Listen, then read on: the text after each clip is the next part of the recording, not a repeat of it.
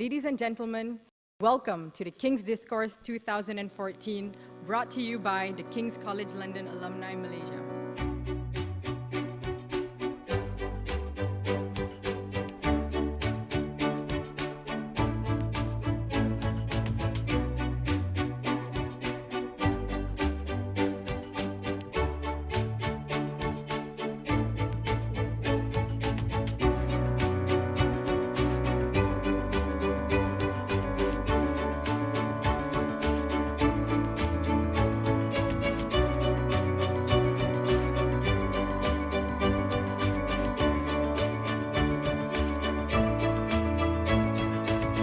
Country is poised to prosper, but in a changing political and economic landscape that demands more out of us than ever before. You have heard the new voice, the young voice, and we will hear more of the young voices today. We have, over the last 4 years, created 1.3 million jobs. And as our target by the year 2020 was a cumulative 3.3 million jobs. We must embrace social media. We cannot go out there and pretend to go into an autarky and reject it. In Malaysia, we are good at fixing the problem. We are struggling in managing the polarities.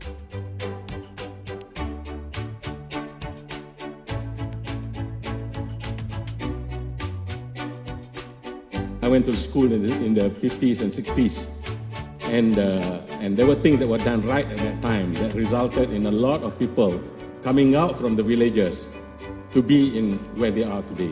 We targeted now to have 60% of our students doing maths and science. The reality today is under 30%. It's like a pendulum. Western world, all the things, the economy, then suddenly they face problem and the pendulum goes to Asia. Now, are we capitalizing on it? Big question. I worry a lot. How do we make our corporate Malaysia be faster, better and cheaper? Where some good successful company can do that. The formula is not a secret. We just have to have the passion, the energy, and that edge to make good decisions. Malaysian corporates, if you look at our competitors in Asia, we are behind, right, in terms of our growth from where we were in the 80s. But in recent times, we've seen, especially in ASEAN, where there are more companies from Malaysia going abroad.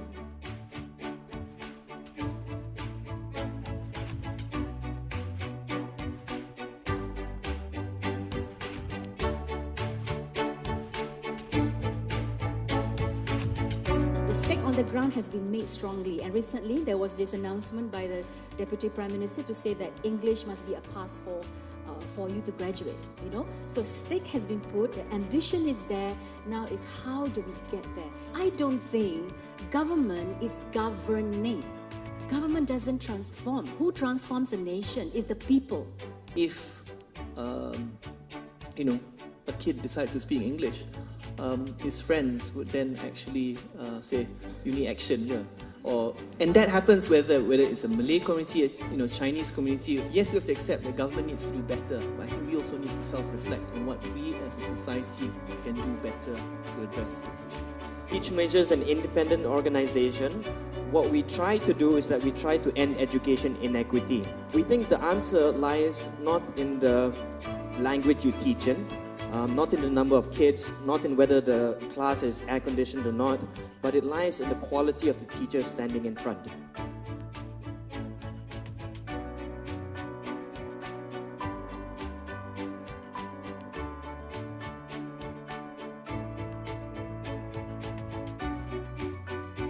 Ladies and gentlemen, members of the audience, our country is a country that is getting younger, not getting older. Politically, our generation is the first to experience and to accept a two-party system as a given. Close to 1 million in number of overseas graduates who refuse to come home. Is it because of higher salaries over there, better incentives, benefits and so on? I don't think so. They might be contributing factors. But I think the biggest problem, ladies and gentlemen, and let me make it clear, is the current political climate in this country. I don't think with this generation you can play so much on sentiment. I don't think you can play so much on history, on being thankful or grateful to whatever has been done in the past, I don't think that works anymore. So I think this generation is very clear about demanding what each party can give them.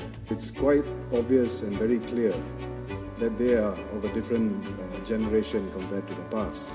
And I think the internet has a lot to do with it. Having more people articulate what the vision is, having more people live up to the idea of a more moderate and progressive nation, I think that's what's going to be important to win over the hearts and minds of young people.